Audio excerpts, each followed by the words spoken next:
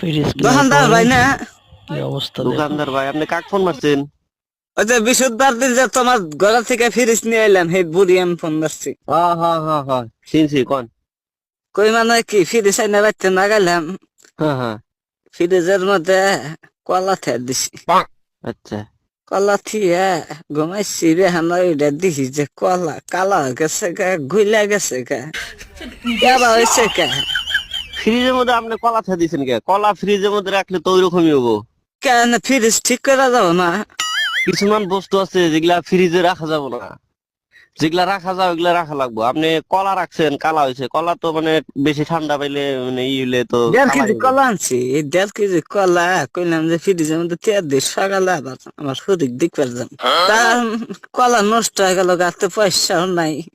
কলা যে নষ্ট হয়ে গেল তোমার ফ্রিজের জন্য, কি ফ্রিজ কিনা দিলা? ফ্রিজের ভিতরে কাঁচা সবজি